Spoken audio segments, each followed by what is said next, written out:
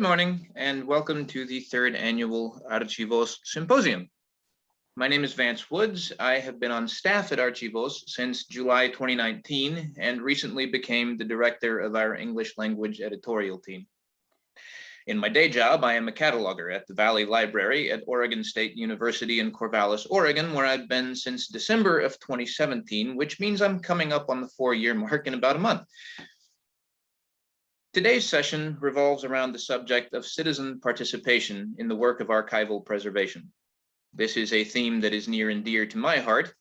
I have spent a good deal of time tooling around the backroads of the United States, and I've had the great pleasure of encountering some very unique establishments run by some very interesting and knowledgeable people who do what they do for the love of the job, little if any pay, and out of a strong sense of belonging and dedication to their respective communities.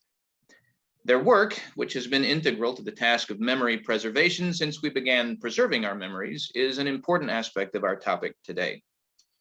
However, there are more formal projects afoot that also depend upon the participation of private citizens. These new crowdsourcing initiatives invite non-experts to participate in the task of metadata creation. An excellent example of this, besides the ones managed by our presenters here today, is the Citizen Archivist program at the U.S. National Archives. This project is based on a simple premise. More work can be done, and hence greater discoverability can be achieved with a large and dedicated volunteer workforce.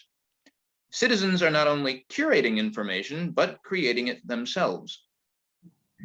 These developments carry important implications for the information profession writ large. Many of these tasks have to this point been considered the domain of experts. Gatekeeping has been as much a part of our jobs as anything else.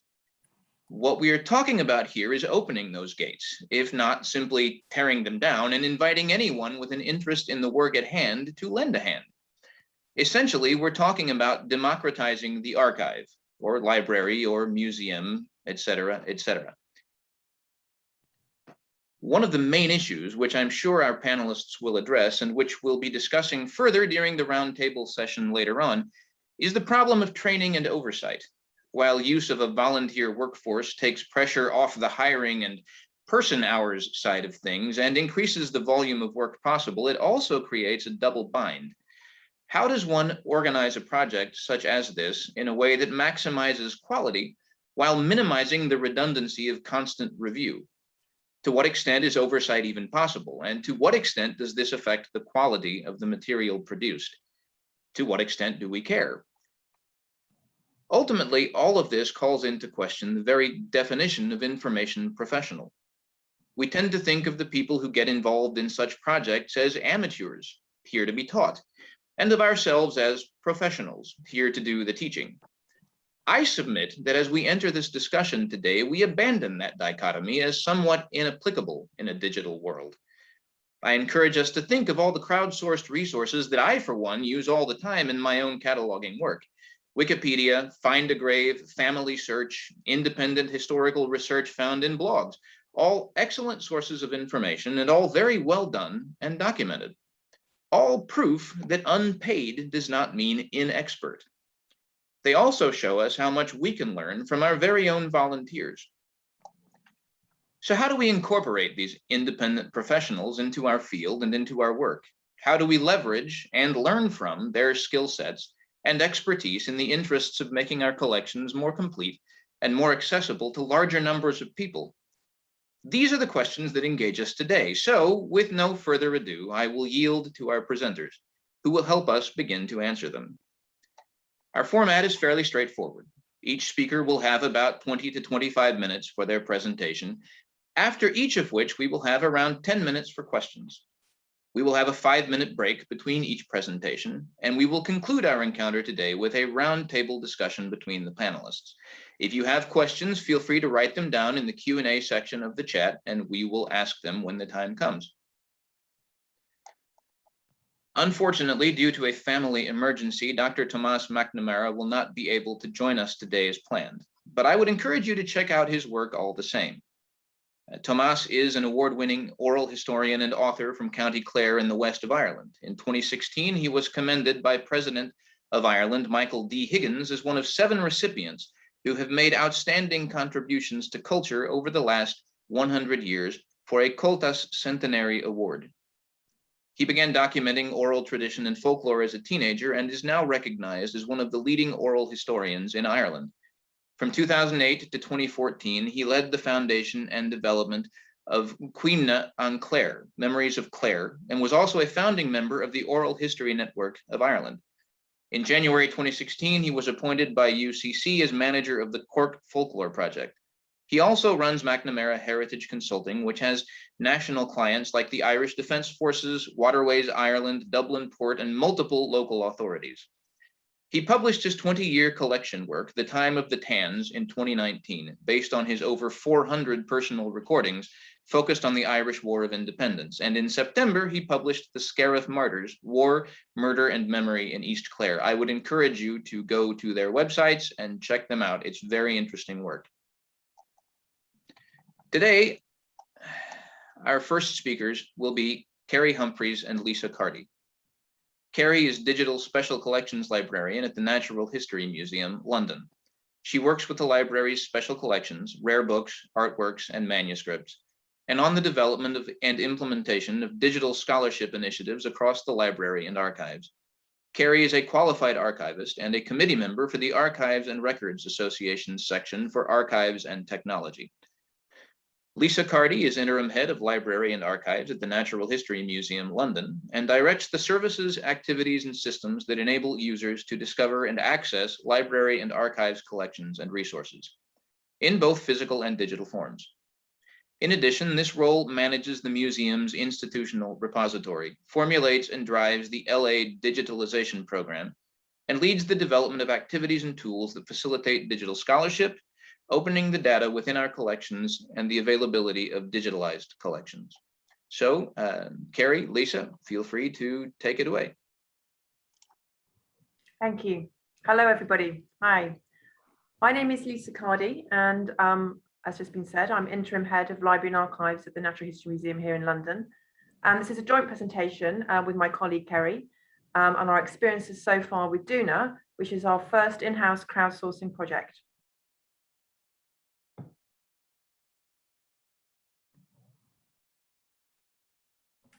Okay, so the Library and Archive at the Natural History Museum hosts a rich and very well-regarded collection of special collections, which includes manuscripts, artworks and illustrations, rare books and correspondence, which researchers can view in our reading room in South Kensington. We've been collecting and curating since the museum opened in 1881.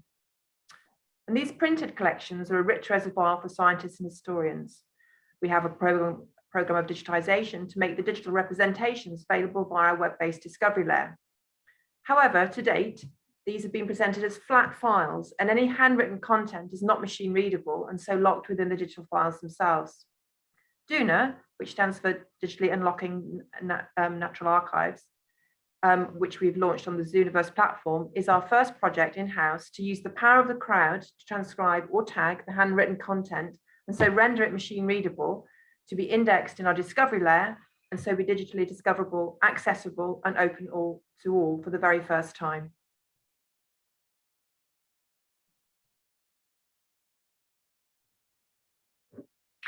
Thanks, Lisa, and thanks, Vance.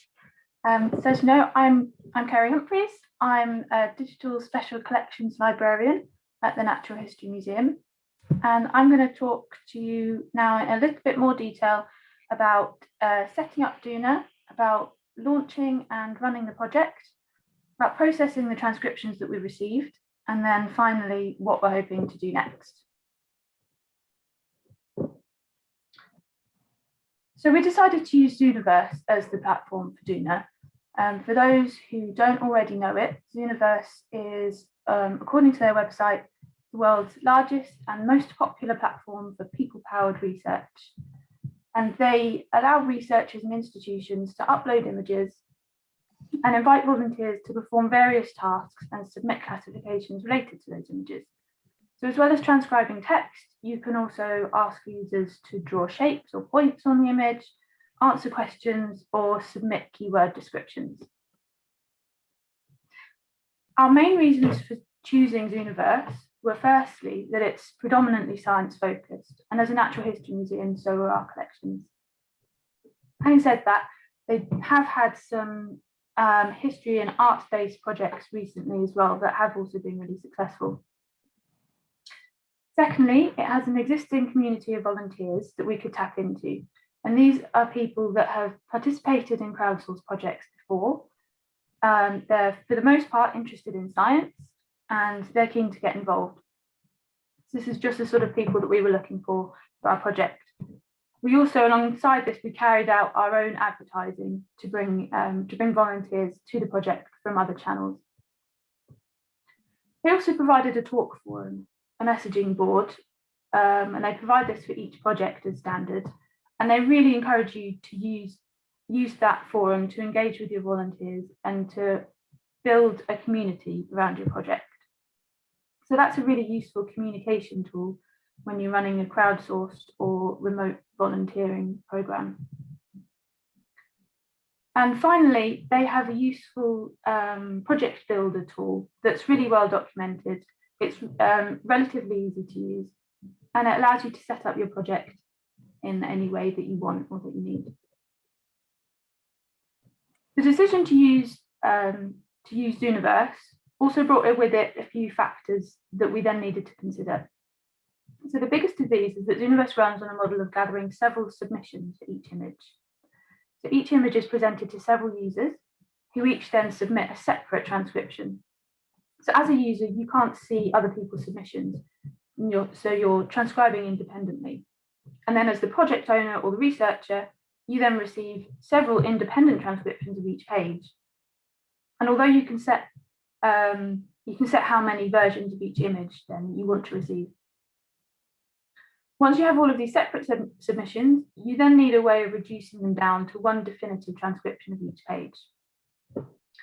At the time that we launched our project, Zooniverse didn't have any tools available for carrying out this aggregation of full text transcriptions, which is actually quite a difficult task. It's worth saying that they were, at the time, developing a tool for aggregating line-by-line transcriptions, but as this wasn't quite ready at the time that we wanted to launch, and it also would have meant changing some of our project processes and instructions slightly, we decided instead to go ahead and develop an aggregation and review process ourselves. And we'll come back to that a little bit later. We had also decided that we wanted to ask users to tag certain structural features as they were transcribing.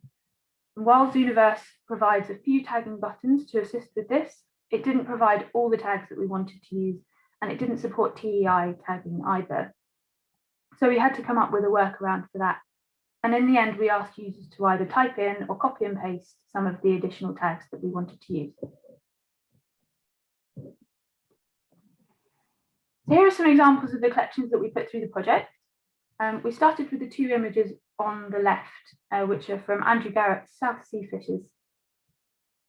Garrett was an American explorer and naturalist who settled first in Hawaii and then in the Society Islands in French Polynesia, where he collected and studied shells and fish in the mid to late 19th century. And this is a collection of around 500 watercolor drawings of fish, and each of those is accompanied by a page or two of description. So it's a mixture of full pages of text and of annotated drawings. You can see from the other examples here that we tried to select a range of material to put through the project. That was partly to allow users to see the different types of collections that we hold, but it was also partly as a bit of a test for future iterations of the project to see what types of material were most suitable, which were most popular, which received the most accurate transcriptions. So we have there full pages of prose, we have artworks, both with notes and with longer passages of text. We have a few different languages, and we've also got lists, which we've got a lot of lists in our collections, and the ones here, they mainly contain botanical names and locations. So some of these certainly proved more popular than others, and we're still working through the data to find out which could be deemed the most suitable and most successful. But interestingly, all of these collections were completed and fully transcribed by users on DUNA. So there was definitely an audience and an appetite for all of them.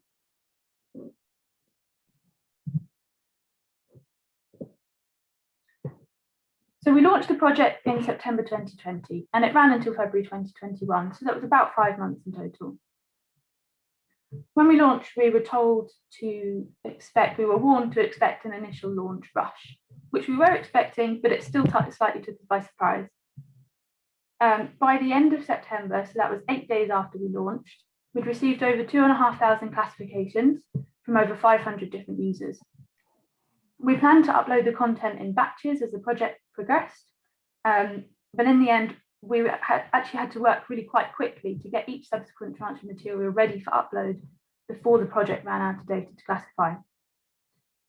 By the end of February, so the end of this first phase of the project, we received nearly 12,000 classifications on nearly 2,000 images. We had classifications from over 1,200 contributors, although that's a bit of a rough estimate, as not all of them were logged in at the time.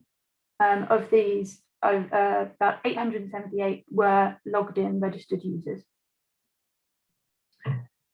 Throughout the project, we were communicating with the volunteers using the talk forum, as I mentioned earlier.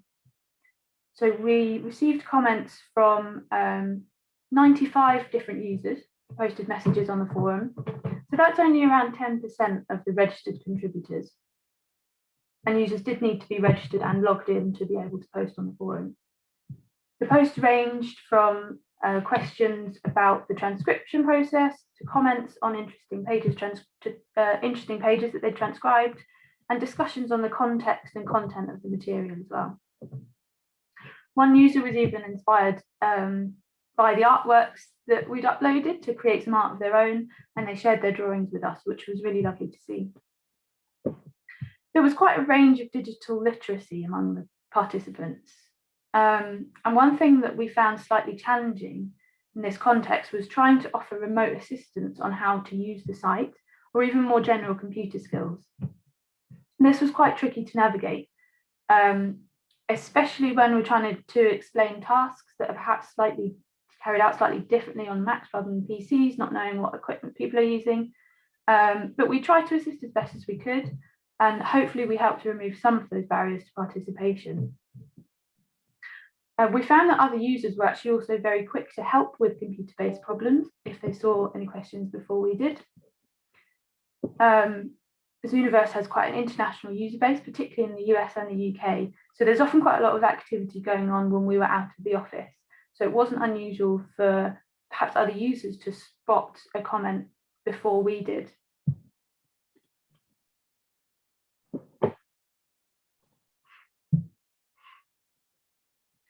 So once we'd received all this data and the user classifications, we then needed to process it.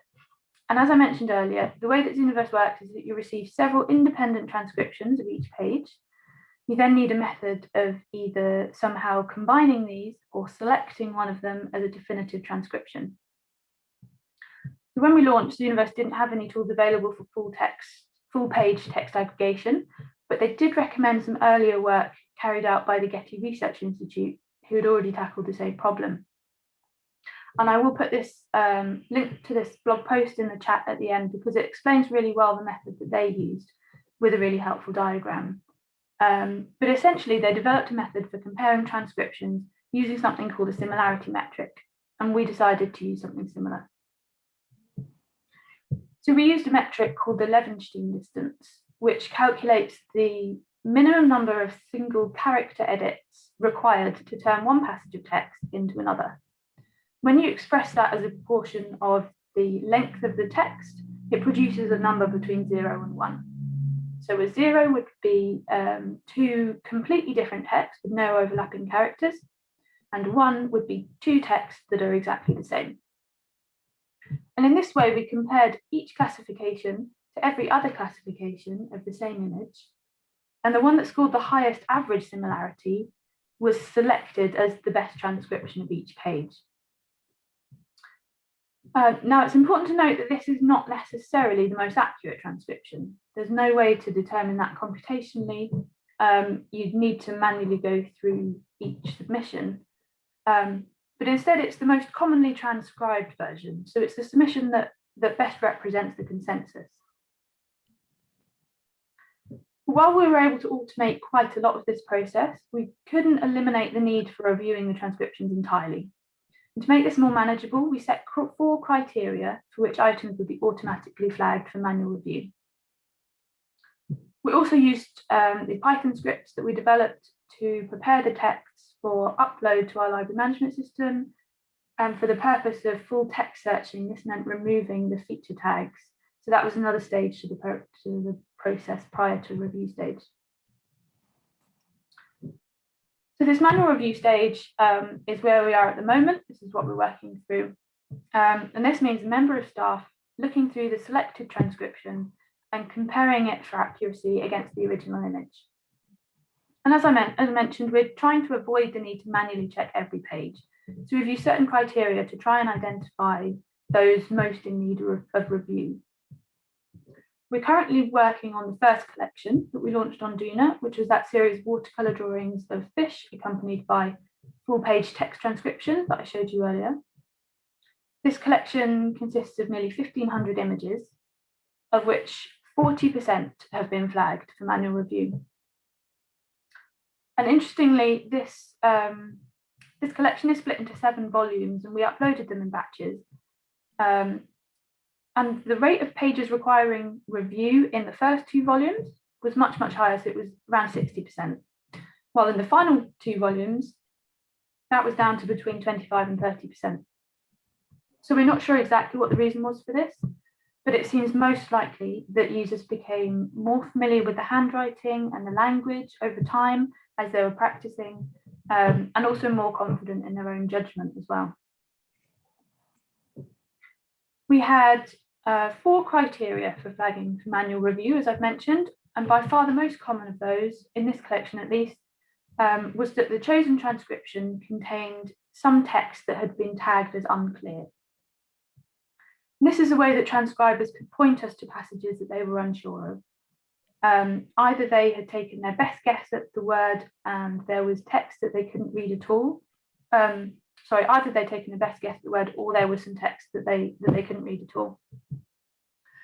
The high rate of unclear tags isn't necessarily a reflection of the quality of the transcription. Rather, it's a measure of the confidence of the transcriber. And I've checked quite a lot of transcriptions where the text within an unclear tag was transcribed correctly, but it just featured an unusual or unfamiliar word. And equally, of course, it's possible for text to be transcribed incorrectly, but confidently. So it's not a perfect tool, and we won't catch every mistake, but it's just one method of alerting us to passages that may require attention. The next most common flagging criteria was a low average score. This meant there was less of a consensus between the submitted transcriptions, so it was worth having someone manually check these items just in case. Then a small number of transcriptions were declared incomplete by the transcriber. For this collection, we gave people the opportunity to submit their page, even though there was even if there were some passages that they couldn't transcribe, because a number of pages we knew featured some notes in a second hand that were particularly difficult to read. And finally, an even smaller number of transcriptions were flagged for an error in formatting a drawing tag, which meant that it couldn't be automatically removed for the full text search version, and it just needed someone to go in and remove it manually. With regard to the accuracy of the selected transcriptions, we have sampled a few items and compared them with a gold standard example transcription that we've created ourselves. And these items initially came out with an accuracy of at least 80%. If we then took out the items that originally received a low average comparison score, and therefore would have been flagged for manual review and manually corrected, the accuracy of these sample texts actually went up considerably to between 97 and 99%. This has only been carried out on a very small sample so far, so it's not necessarily representative of the collection as a whole. But at the moment, we think those numbers are really encouraging.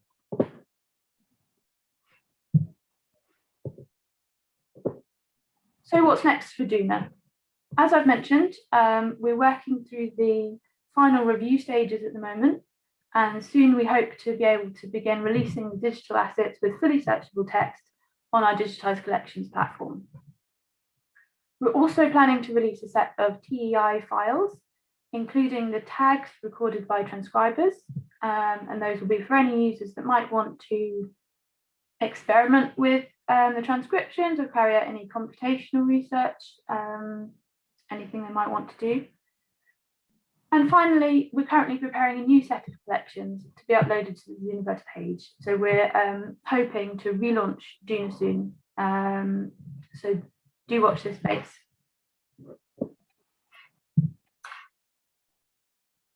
And if you've got any questions?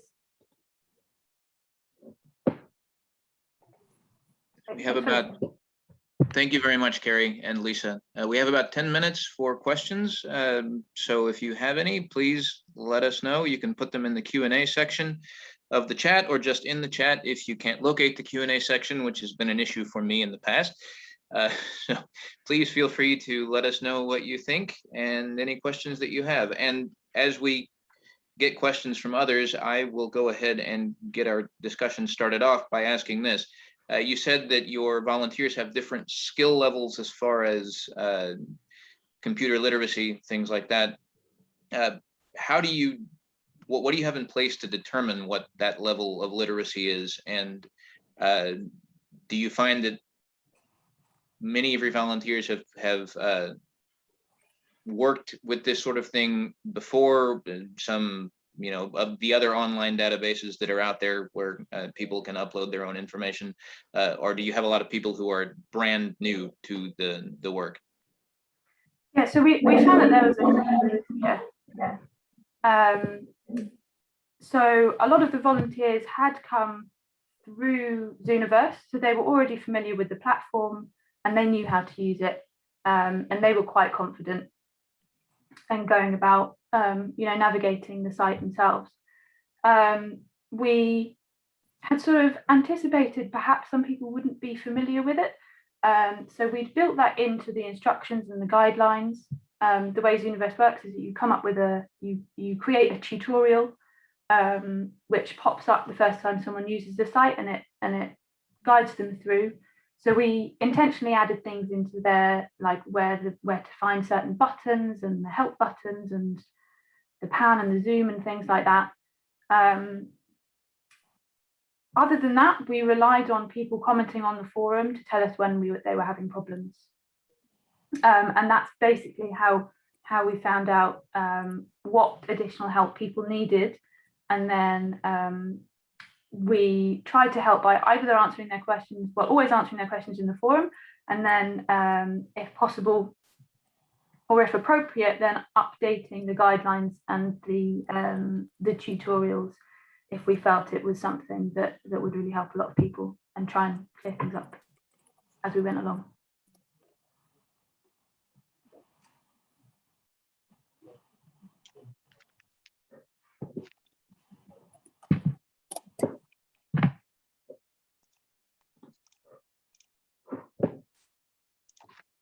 Anyone else with a question? I'm told you can also raise your hand on raise the Zoom hand if you would like to actually share your question personally.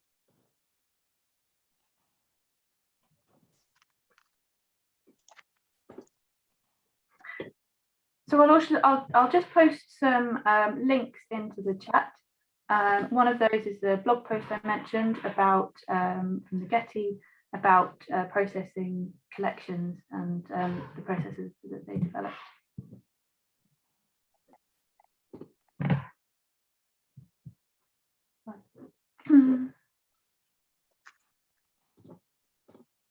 Okay, I do have one question here from Rebecca Bailey. She is asking, what do you know about the demographic of your transcribers? We don't know a lot, unfortunately. All that we know, all the details that we get from Zooniverse is their username, basically. But that would be interesting to find out, because I suspect there's quite a mixture. That's, I suppose, one of the downsides of using an external platform, is that you are slightly removed from your volunteers. And that's why things like the talk forums are really important, to try and build that community and sort of bring them in and communicate with them a lot more, and make sure everyone feels like they're part of the project. So we don't know a great deal about that.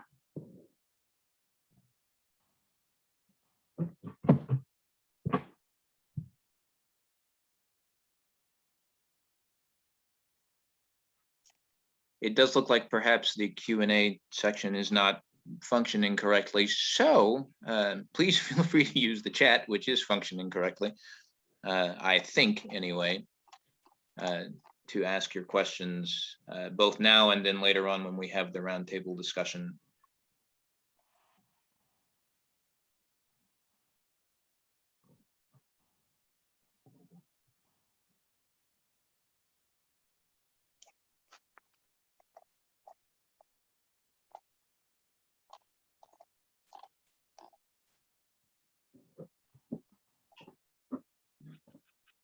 Well, if there are no more questions for Ceri and Lisa, thank you again for your presentation. The work you're doing is very interesting, and I think something that we can all learn from to put into practice. There's never enough people to work on any given project anywhere, so these are good thoughts as we move forward. Right now, we will take a 5-minute break, and then we will come back and hear from Rebecca Bailey. Thank you very much.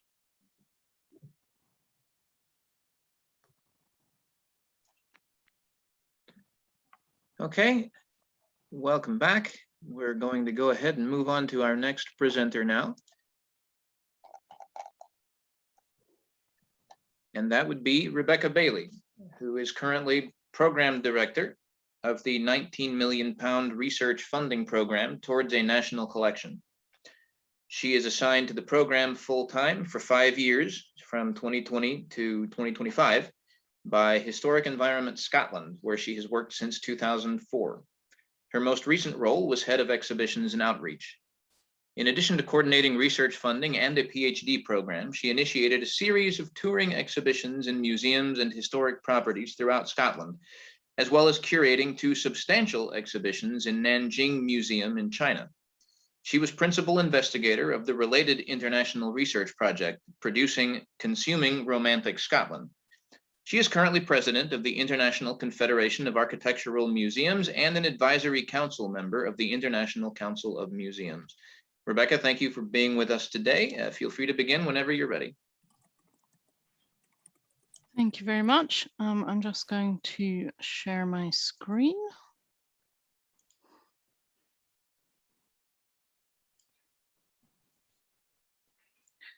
So as Vance has suggested to you there, I'm speaking to you from Scotland, and I would have to say that over the last more than year and a half of working on Zoom, I've become a little bit obsessed with where people are talking to me from, and very specifically what the weather is like.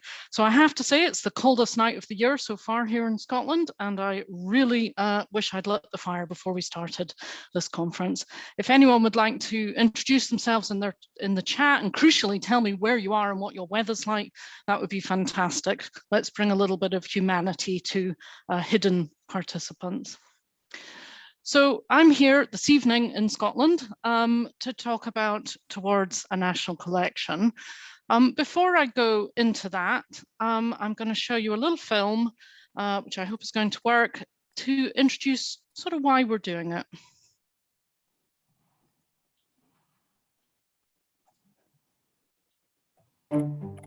Creativity and culture. It's always had the power to bring us together by entering our hearts, challenging our perspectives. But we've never had the ability to bring it all together. Let it mingle, get to know each other. History has contrived to keep our masterpieces and artifacts apart. Maybe it's time to see what happens when they come together. Maybe they're connected in ways we don't even know about yet. Because all our separate collections are also one single collection, our national collection. And we should all have access to it, to unlock its power, its beauty, and its secrets. Shining a light on the connections between collections and their influence. That's what we're working towards. Unlimited access in a virtual world.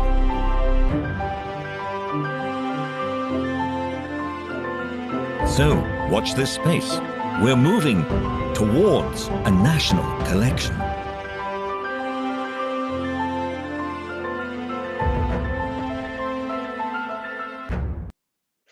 So I'm going to take you through the program in its totality, and I'm going to home in at different points on particular projects that we're funding that are either about citizen science, crowdsourcing, or much more broadly about public engagement and how that's happening throughout the program. So essentially, Towards a National Collection is a research and development program that's designed to support research that breaks down the barriers, as you've been hearing in the film, that exist between the UK's outstanding cultural heritage collections, with the aim of opening them up to new research opportunities and encouraging the public to explore them in new ways. And for anyone within the UK or sensitive to these things, the term national collection is not supposed to be a loaded term around nationalism. It's supposed to simply explain that this represents the breadth and range of culture and heritage collections across all of the UK. So the funding structure, we're very lucky. We have £18.9 million of what's called strategic priorities funding to spend over 5 years. And as Vance said, we started in February 2020. This funding is delivered through UK Research and Innovation, which is the parent body in the UK for all the research councils, and then channeled through the Arts and Humanities Research Council. We've had 3 phases of grant funding, and I'm afraid for anyone who wants to apply, you're too late, we've spent all our money. So we're funding 8 foundation projects, 3 COVID-19 projects, and 5 large discovery projects, and I'll take you through these. Our foundation projects are all led by what we call independent research organisations, which essentially means large cultural institutions with significant research capacity equivalent to a university. And they're all leading partnerships with universities to look at the sorts of issues, standards, methodologies, technologies that we need to explore to underpin how we might build a national collection. So at the National Gallery, they're looking at how to apply IIIF more widely across the sector. The National Archives and Deep Discoveries have been looking at pattern recognition and how you could possibly search by that technique. They've built a very interesting prototype. That project's now complete. It's using some fantastic botanical images as well as wallpaper designs. So I was interested to see the material from the Natural History Museum earlier. At the British Library, we've got 2 projects, one looking particularly at geospatial data and how to use location as a way of linking and cross-searching collections. And their second project is on persistent identifiers. So one of the absolute standard pieces that the cultural sector hasn't necessarily picked up as substantially as it should, and this project has been looking at why that's the case and how to encourage greater use.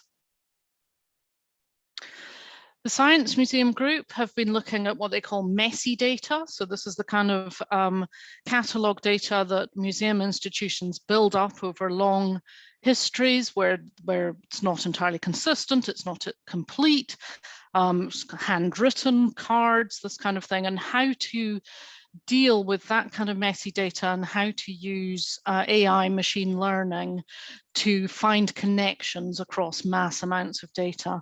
They've had an extremely clever research software engineer working with them and have surfaced some really, really interesting work that's being taken forward in one of our larger projects. The V&A, which is the Victoria and Albert Museum in London, is looking at Born Digital and all the issues around that. And the last two I'm going to tell you about in a little bit more detail. So engaging crowds, sorry, I didn't talk about the partners. Engaging crowds is led by the National Archives in London.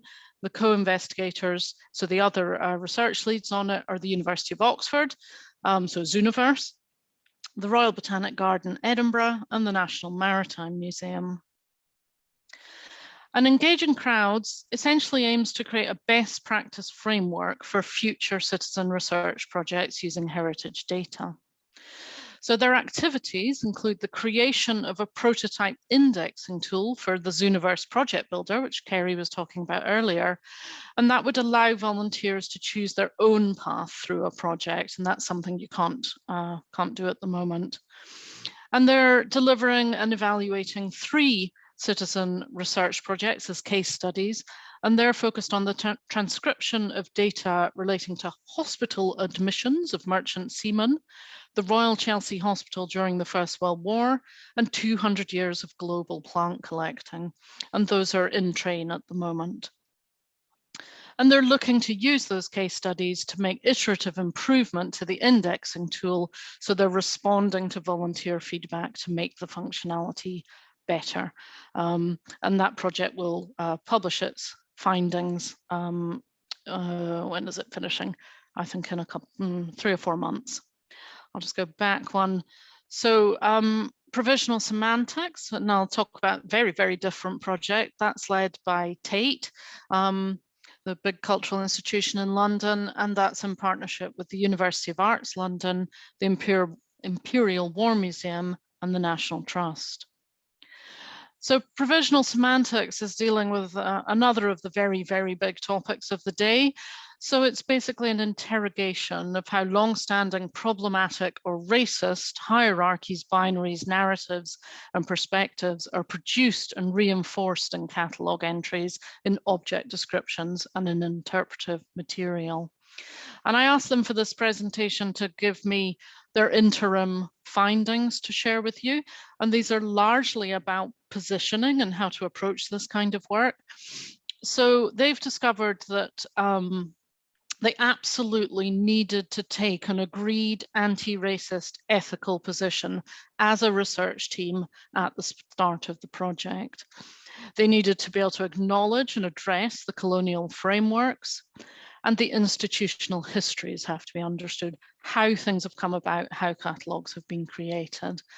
And they've recognised an urgent need for resources and practice guidelines, which we're hoping to take forward within the programme.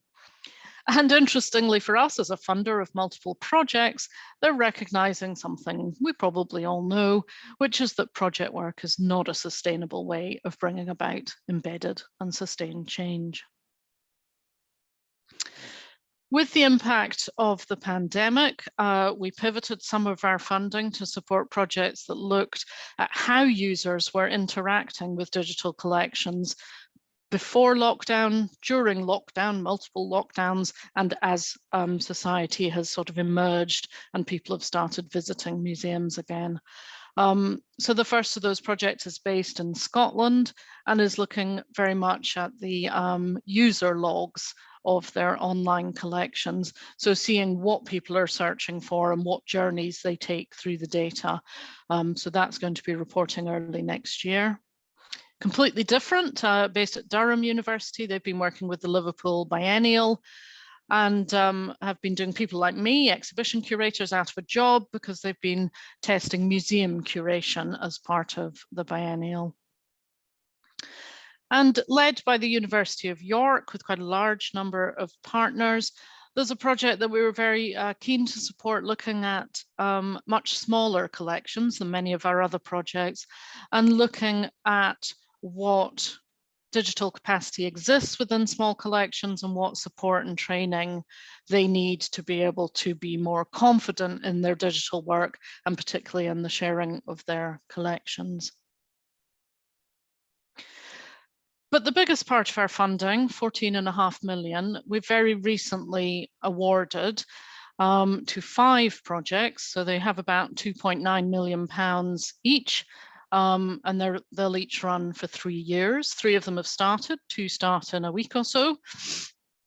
And the aim of these, we call them our discovery projects, are to carry out world-class interdisciplinary research, as you would expect, funded by a research council, to grow and diversify audiences by introducing the public to new ways of engaging with collections, and that's what I'll tell you more about, to devise technological and organizational solutions to the barriers between online collections. Crucially for us, to deliver benefit to collections of varied scale and geographic location, and to create a sound evidence base for the future development of what we hope will be a UK digital collections research infrastructure that will be subject of a future bid for further funding. And the projects, these 5 projects, embrace a huge range of partners. We have 15 universities, 63 heritage organisations, and more than 120 researchers working across the 5. So it's a very big endeavour.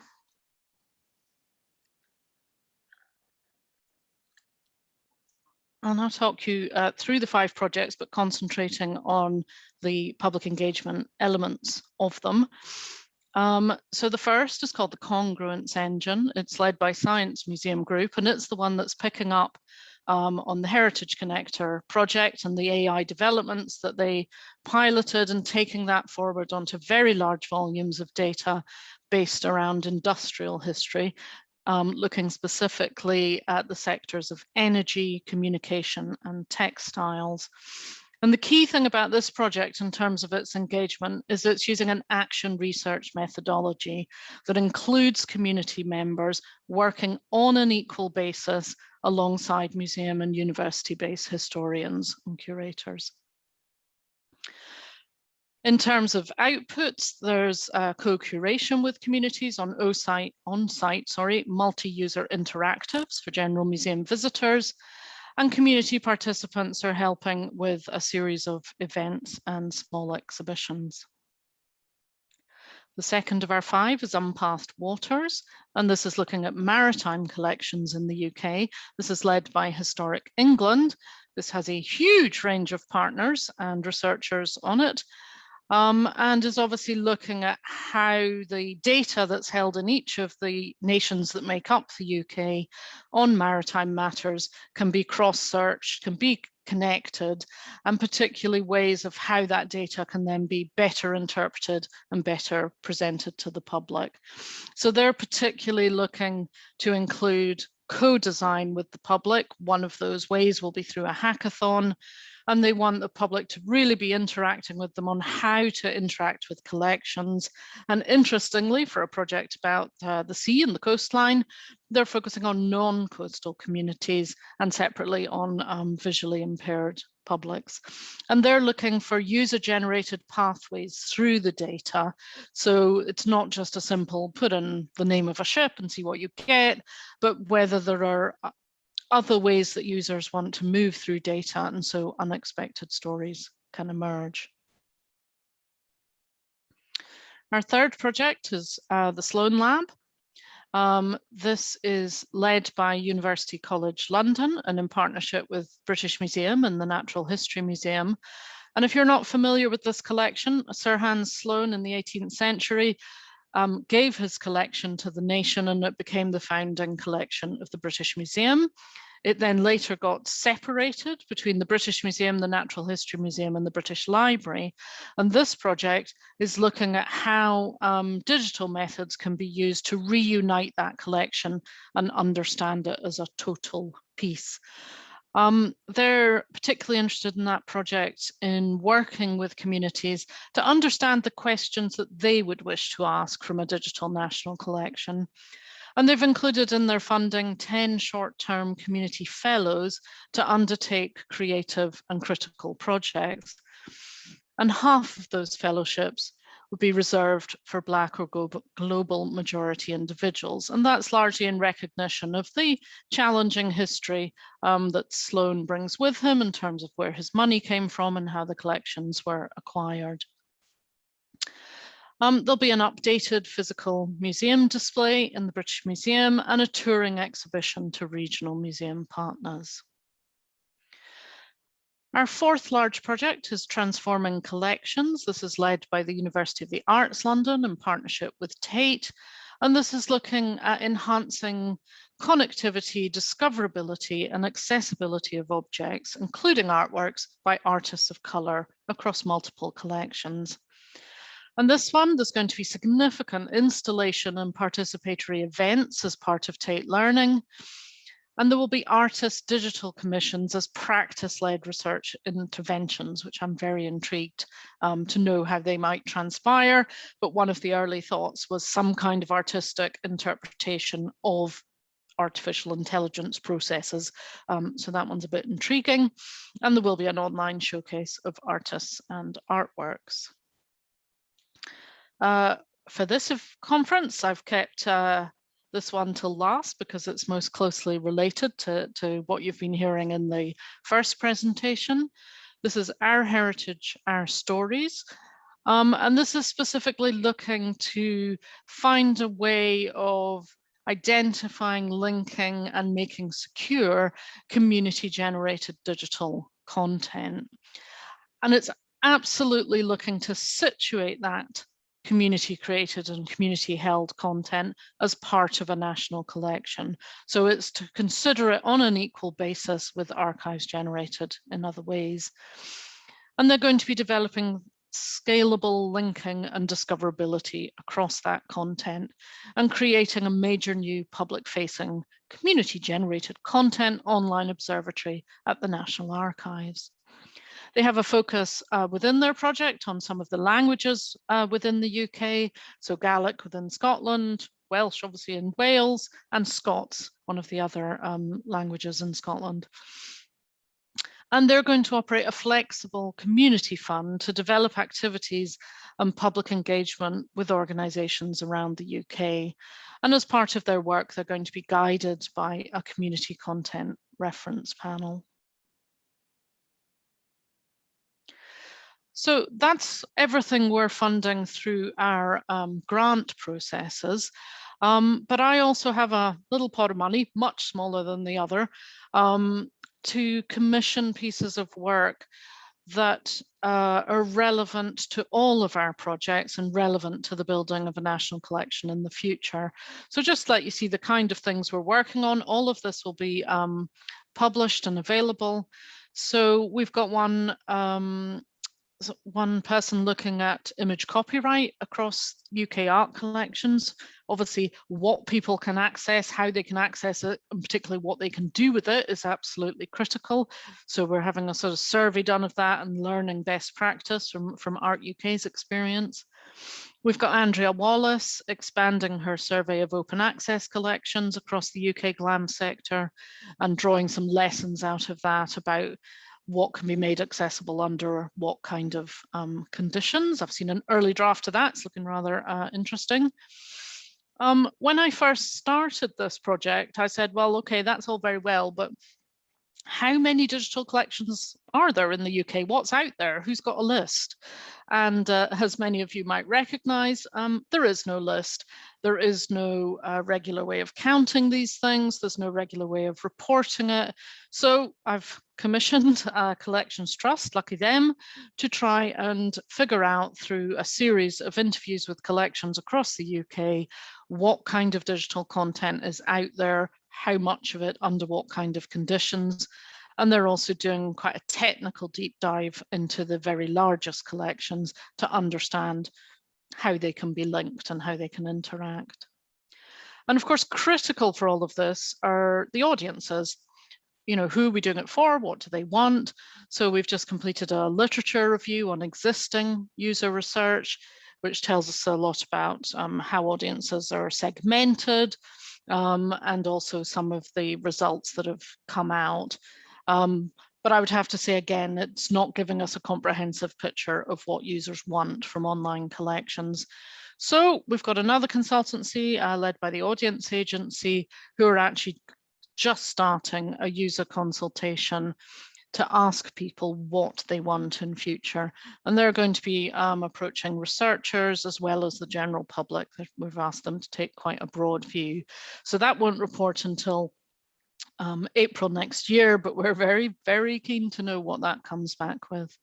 And I would say one other thing that's been created within my team that's been very interesting is an international benchmarking report, and we'll be publishing that shortly too. And that's been looking at what the rest of the world is doing, basically, that's comparable to what we're trying to do here in the UK. So looking at things like Digital New Zealand, Japan Search, Culture Italia, DDB in Germany, and seeing how they're approaching bringing collections together and how their audiences are interacting with that material. So some interesting findings there.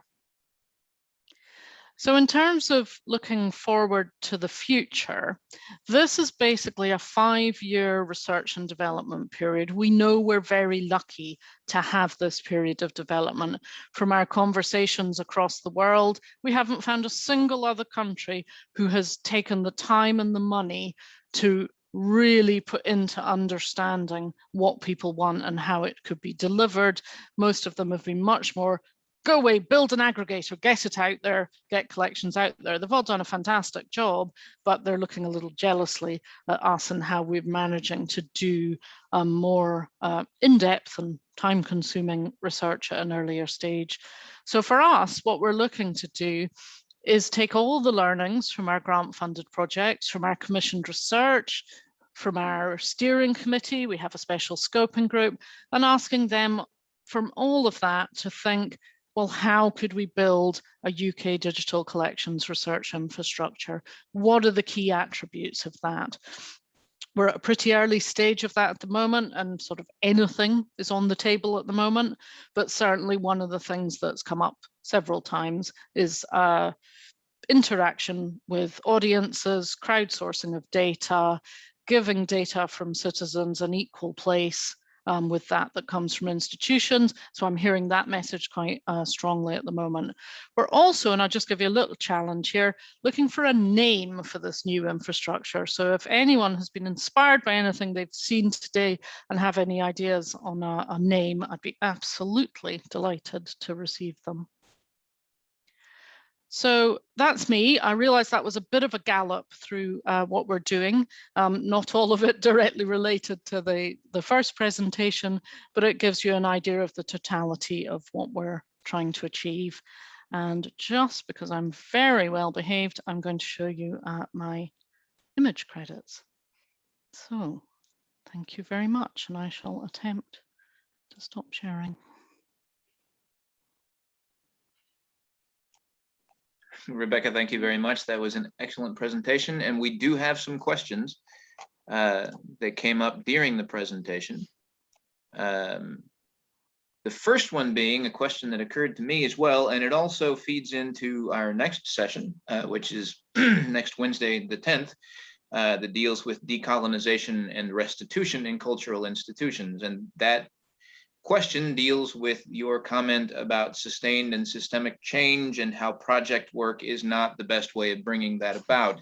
So the question would be, what then is the best way of bringing that about? What can we do? Yeah, well, that's what we're trying to work on at the moment. And within the UK Research Council structure, there's something very specific called infrastructure funding that until very recently has been for telescopes, hadron colliders, medical research labs, and hasn't been available to the arts and humanities. That situation luckily has changed with the advent of UKRI, and we're hoping that we will be able to access that funding for a long-term sustainable service, if you want to call it that, that isn't about, right, you can have money for a couple of years and then it dies away, which frankly has happened way too much in the past. So we haven't got that money yet, but that's what we're working towards, to say, okay, we've done the work, we've got the evidence, we know what people want, we know what's possible. Let's make this a permanent feature in the future. I'm just looking at the weather reports. Thank you very much, everyone, for answering my call. A follow-up question to that one would be this: because we are talking about bringing in private individuals to help curate and make these collections more discoverable, and that implies bringing in a multitude of perspectives. And the more perspectives you bring in, the harder it is to control the result on the information creation side of those perspectives. And one of the things you also mentioned was this institutionalization of racist perspectives, colonialist perspectives. So does this become more difficult when you start adding a multitude of perspectives outside of the institutions themselves? And if so, how do you think we could go about kind of controlling that message or shaping it in any case? Yeah, I was going to say, I think it's a good thing, and I don't think it's about control. This is about respecting that everyone has a voice, and that many communities within the UK, that voice has been overlooked and ignored. So I think this is an absolutely positive challenge, and that every voice is valid. There are potential difficulties in that. I'm not trying to suggest that this is going to, be easy, but I know from the early days of crowdsourcing, because I was pushing it in my home institution years and years and years ago, that management were terrified about what would come in and thought it would all be terribly abusive, and we'd have to watch it all incredibly. And we launched this new service. We got all sorts of people contributing, and I think the first year we got one message that we had to take down, and it was quite an intriguing one. It was about which of the tunnels under the city of Edinburgh was best to get high in. Now, that is the historic environment, so part of that was a valid contribution, but that was it. That's all we got. And otherwise, people, just like you were hearing from the natural history, are doing it because they want to do it and they want to contribute. But if they have challenging things to say about how the past have dealt with collections that represent their community or their ethnicity, then they should say so, and we should welcome it. Thank you. Can you say more about the role of creative and artistic responses in these projects and why these matter? I probably can't say more about them right now because I don't know how they'll appear. But if you think that people learn in different ways, people enjoy things in different ways, so this isn't just about improving the data and hoping everyone comes. This is actually about engaging people with collections. And for many of us, we're quite visual learners, and that kind of artistic interpretation is one way of broadening the people that are interested in the collections. And it was me, the troublemaker, that asked about the demographic of the transcribers earlier, because I've also had experience of that, where we've worked directly with them. So we've known who they are. And they do tend to be retired white men, very much in the majority. And, I think all of our business should be about diversifying the audience. And if artistic interpretation is one way of doing that, and frankly, I don't really understand artificial intelligence. So if an artist can help me understand that through interpretation, then that can only be a good thing. I have a question here that goes back to the presentation by Ceri and Lisa, and I see that Ceri may be typing an answer as we speak, but it's an interesting question, so I'm going to throw it out there, and if any one of you, I guess, can answer it, but Ceri, Lisa, this is for you. Were there any issues or queries from participants that exposed anything unanticipated about the material? In other words, did you learn anything about the material itself, presumably that you didn't know from the volunteers? And Rebecca, again, this applies to what you presented as well, I'm sure.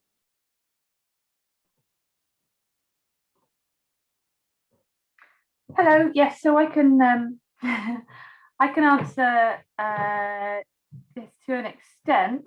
The thing with archives and manuscripts, certainly that we probably already know, but definitely confirmed, was that nothing conforms to any sort of pattern. Even if you think it does, there will be something that's different, or that doesn't quite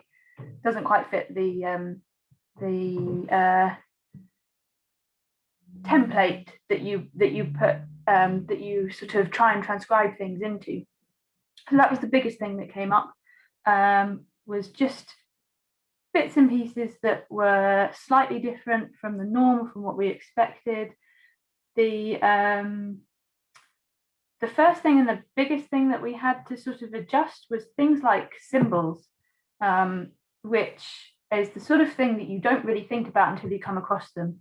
And if you just sort of come across the general symbols that you have on a UK keyboard, then that's simple, you just type them in. But more and more, as we were going through and as we were transcribing things in different languages, we had a lot more sort of accents and other symbols, just little things like a degree symbol, or when, you know, talking about when recording locations, or natural history collections and descriptions often have the sort of male-female symbols, or things like that that just aren't on the keyboard. Coming up with ways of easy and simple ways of instructing people to transcribe things like that was stuff that we had to sort of deal with as we went through, because there's no way of looking through every single page to find every single little symbol. And equally, just other things, you know, a page that looks like it's in a table, but then there's something that's not in a column. How do you transcribe things like that? Those sort of bits and pieces came up quite a lot.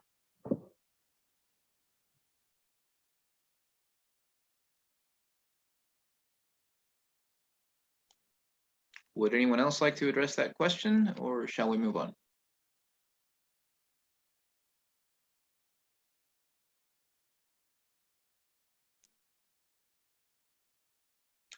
Okay, there was a question here in the chat about one of the images that you had in your presentation, Rebecca. The possibility that the caravan, one of the caravans in the slide, came from the Rail Museum in York. I know you gave the credits at the end. They were a little bit tiny, so. Yes, apologies, they were a bit tiny, and double apologies. No, I'm still muted. No, can you hear me? It's objecting. Yes, they were very tiny, and I should also say that I haven't actually learnt them off by heart. So, and I felt it was wrong to shrink you down on the screen to go away and check, but I can do that if you want. Yeah, I can. How about we say yes?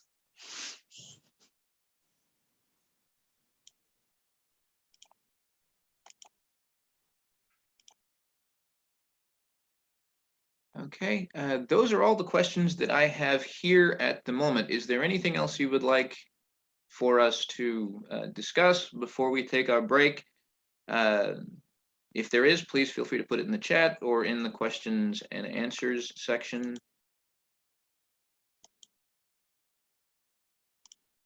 If not, we will go ahead and take another 5-minute break. And I was told, I was reminded that I did not give a return time the first time we took the break. So in order to be as clear as possible, we'll take a 5-minute break, and we'll be back here around 11:25, at least by my clock.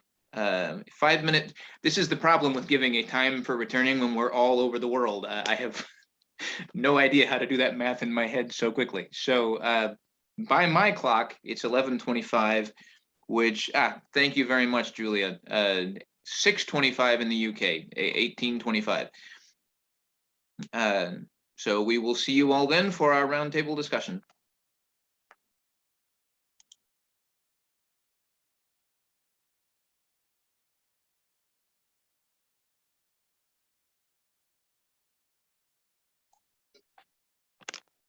Hello, and welcome back again.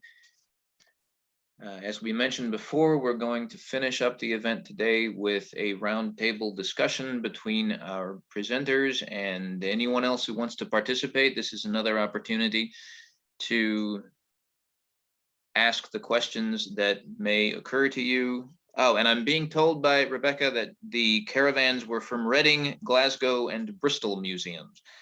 So thank you very much for that information, Rebecca.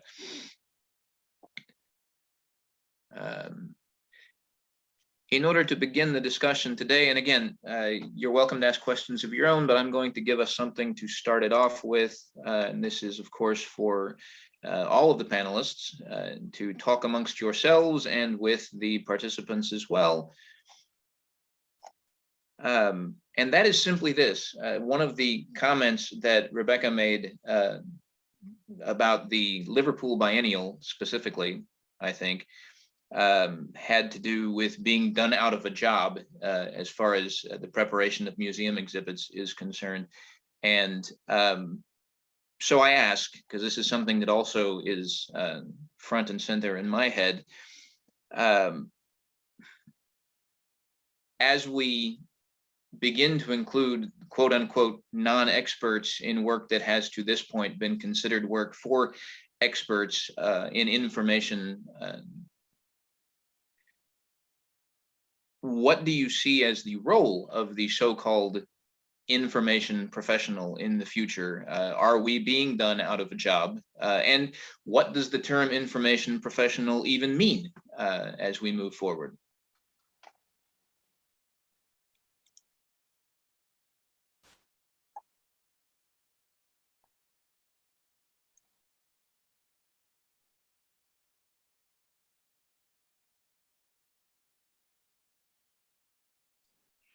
Do you want us just to jump in on this? Yeah, feel free. Take it away. I would say that the term information professional is not part of my vocabulary. It's not a term I would use, but maybe that's the sector I'm in. I'm an architectural historian. I work with historic environment records. I don't know. I wouldn't particularly use that term, but I would also say, you know, crowdsourcing is not new. We've been doing this for what, at least 10 years of my career, I think.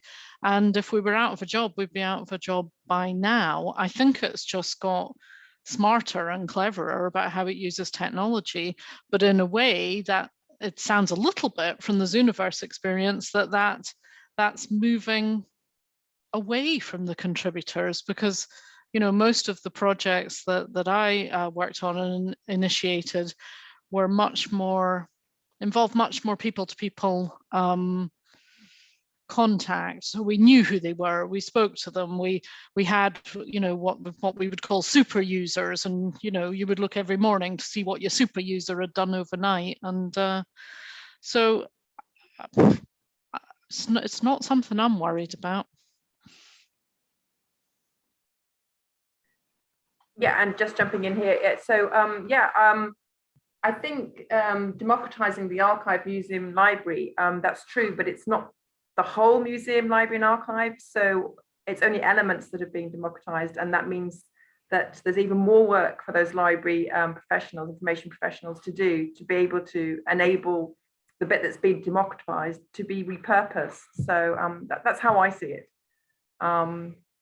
It's kind of like, you know, however many years ago, everyone said, oh, as soon as we get computers, no one will have to do any more work. It's actually, in fact, it's just the complete opposite. The more you enable things to happen, the more specialists you need to be able to do, you know, to pick up the bits that need picking up. That's how I see it.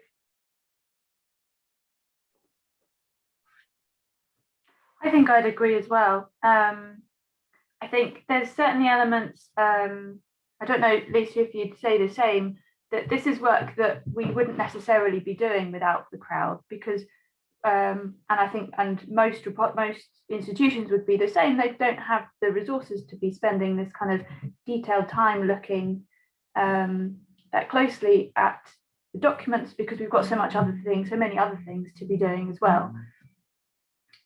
So the volunteers and the crowd are really enhancing our work rather than taking it away, you know, doing it for us.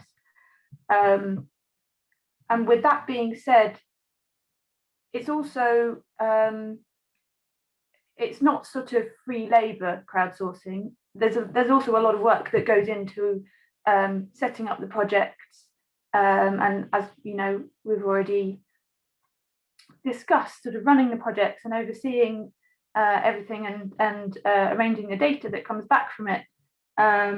So there's certainly, if nothing else, still a role for us in that position. You know, someone needs to oversee all of these things. And then also, I think I would say the sort of role of us as experts and the crowd potentially taking that sort of title from us. I would say that information professionals aren't always necessarily the subject experts in their sort of subject field. We're generalists in a sense, and our expertise is in, as Lisa says, it's in managing the collections and caring for the collections and preserving it for future generations and making it accessible and everything that goes around that. So while we might be sort of generally an expert in paleography, we might not be an expert in a particular person's handwriting. And while a lot of our, collection professionals might be experts in their particular field, we can't all be an expert in everything that we hold. So if there is an opportunity for us to tap into the expertise of others, or for volunteers to become experts after they're able to spend a lot of time with our material, then it's really great for us to be able to take make use of that. I would point out a comment in the chat from Gillian. I'm sorry if I'm mispronouncing that. The idea that we can learn as well as teach from the volunteers, because it is impossible for one person to be an expert in all things, although it would be nice.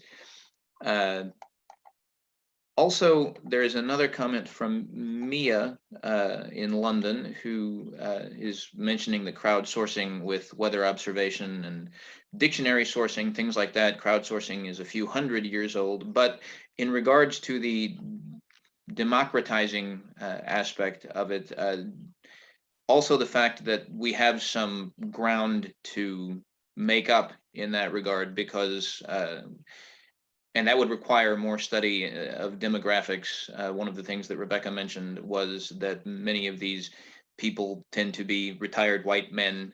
So in order to truly talk about democratization, as Mia points out, we would need to take into consideration class, gender representation. Do you have any thoughts on that? How can we go about working towards that?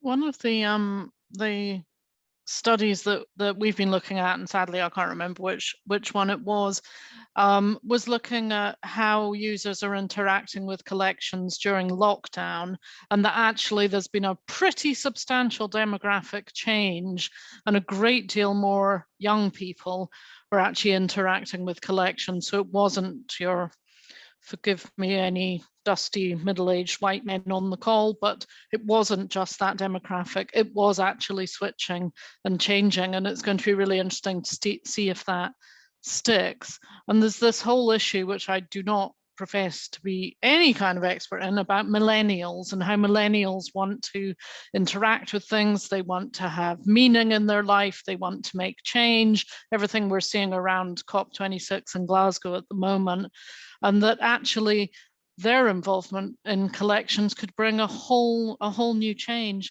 We have the curator of V&A East on our steering committee, and he's great on this subject, and is very keen that V&A East should be delivering a museum for millennials, and that millennials should be absolutely part of designing that museum service.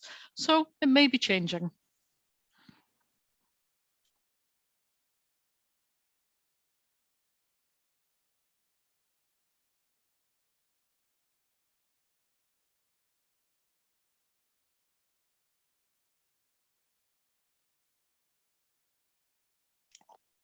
Okay, no new questions in the chat right at the moment, but I would ask this, because one of the things that's come up repeatedly, as one would expect, and I'm thinking of, say, the experiences that the Wikipedia folks had back in the day when they first appeared, quality control, oversight, training, because again, I know if I tried to get involved in these projects, I would need a decent amount of help, just because even though I work with online databases all the time as a cataloger, there's still a level of uncertainty that I possess based on my background. How do you rather go about training and preparing people for these projects? You've spoken a little bit about that in the presentations, but I'm kind of curious as to the mechanics of all that. How do you go about shepherding people into the process once they're in the process to become more involved in the process, etc.? That's a fairly broad question. My apologies, but yeah, I think so. Just to add to what I've already said about how we are going about reviewing the data that comes back in, I think it's fair to say that we're trying to strike a bit of a balance between the accuracy of the data that's created by the project and the efficiency of the sort of accumulated time spent on this project. If we can get to a certain accuracy, then obviously that's not perfect, but it's much better than not being able to offer the facility of these transcriptions at all. And there's definitely a place for a sort of heavily edited transcription, but that's not what we're going for in our project at the moment. In terms of getting people sort of up to speed and teaching them how to go through the process, what we have, as I mentioned, is there's a tutorial as people join the project for the first time. There's on every screen and every task there's a help button that they can click that will come up with some extra instructions or reminders. And there's also one of the things that we really liked about the way that Zooniverse presents its projects is every project has a field guide. And wherever you are within the project page, there's a tab on the right-hand side. You click this field guide and it sort of sweeps out into the page. And you can categorize all these different things. So on our project, we've got everything that you might come across. So symbols or deletions in the text or difficult words or hints and tips on paleography. So if you come across something that you think you've not seen before or you're not sure about, you could always go back and refer to that field guide. And then as a final thing, we've got the talk forum. So if someone comes across something they couldn't find an answer and they want to know what to do if they come across it again, they can post a question on the talk forum and we'll get back to them. And that's a good feedback tool for us, for them to learn if our guides and our instructions need updating or developing or to be made clearer. And we're always trying to make our instructions as clear and concise as possible, which is quite difficult when we've got such a wide range of collections, but that's our aim. Also, just to come back to what Ceri was saying about accuracy, we are intending to have some stock phrase in the metadata record for the transcription, reflecting the fact that, that's where, acknowledging where the data has come from.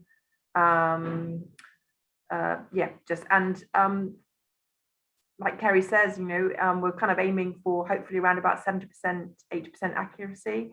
So, at the moment we've got 0% accuracy for the, those collections aren't currently discoverable at all. So we're working the basis that 70% of something is better than 100% of nothing. We'll see where we get with that one. And also, I should say this as a librarian, but we sometimes find other inaccuracies in our metadata and content and collections that we're making available. So the idea that things are all currently perfect is one that we shouldn't really fool ourselves with, I think. That's another interesting point, actually, is that what I found as we're going through is the definition of accurate is actually quite difficult when it comes to manuscript transcription, because we've been going for a sort of diplomatic transcription. So we're transcribing exactly what is written on the page. If the author has spelt something wrong, then we transcribe it wrong, because trying to correct things like that then brings out a whole other can of worms, and that's not what we're trying to do with this project. So really, whatever you do, there's no 100% perfect, accurate way of doing it. So we're sort of aiming for consistency instead.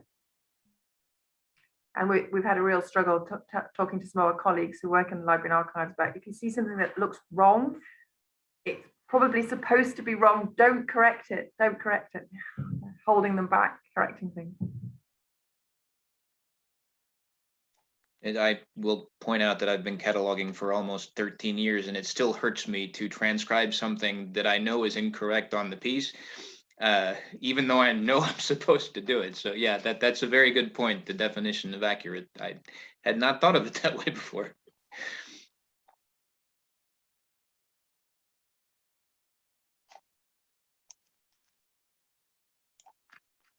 Okay, well, I don't see any more questions. We're going to finish early. I kind of figured we would, since Tomás was not able to join us. One last question, which kind of, in my mind, sums this all up, and I apologize if it seems like I'm asking the same thing again. But just one last opportunity. I think one of the points that Lisa made was that a certain percentage of accuracy is better than not being able to see any of it at all. So discoverability is very important,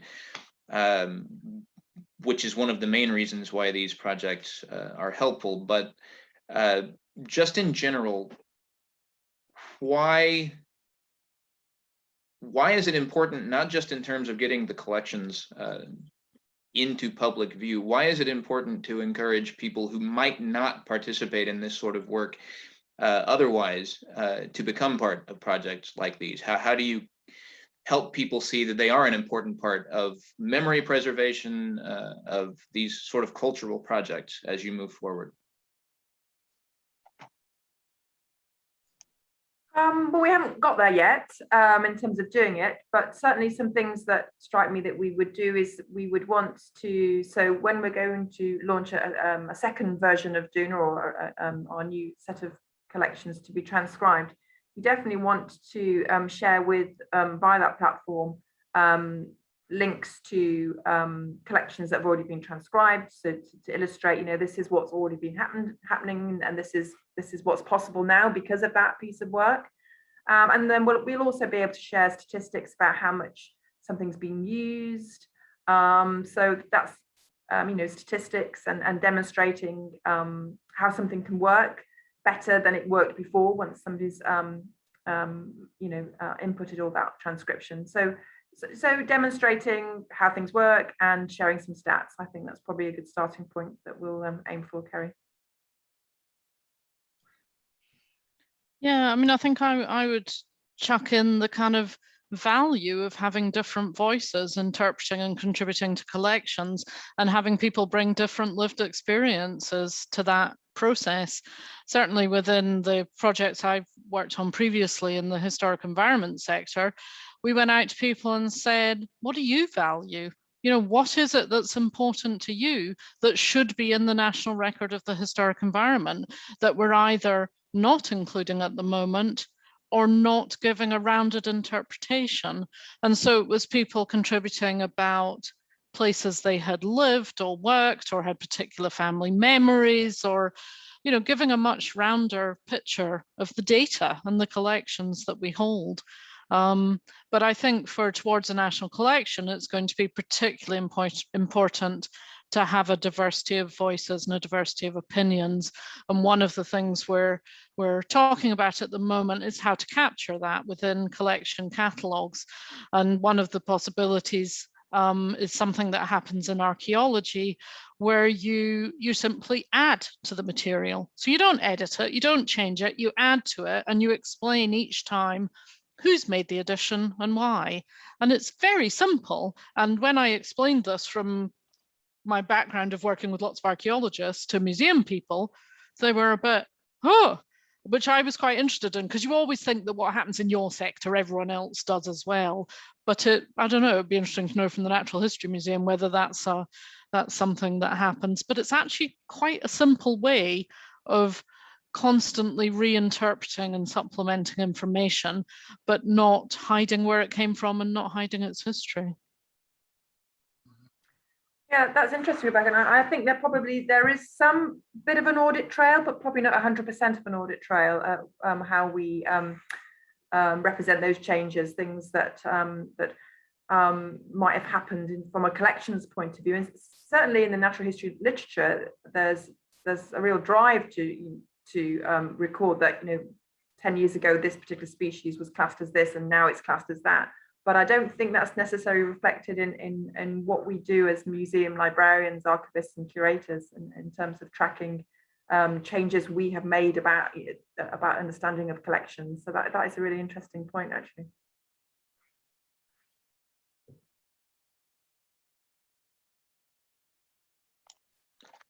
Okay, one last opportunity to add any questions that you would like to ask.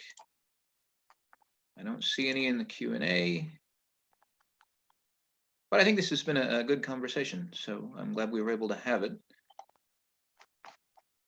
I'm going to ask Noemi if you can hear me. And there we go, just did.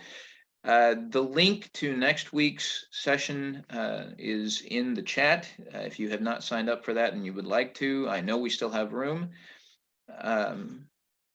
So that is there. Once again, to all of our panelists, thank you for joining us today. Very happy to learn about the projects that you're working on, and excited to see what happens with them in the future.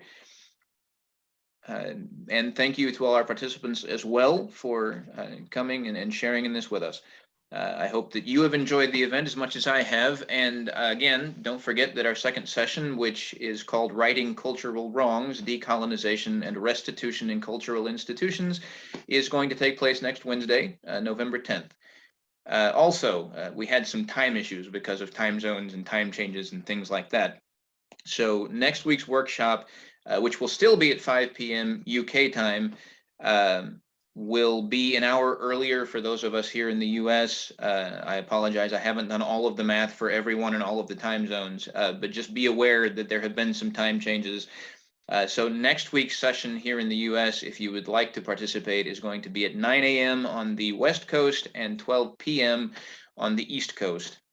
Once again, thank you, and we wish you a lovely day, afternoon, and/or evening, wherever it is that you are. Thank you. Goodbye. Thank you.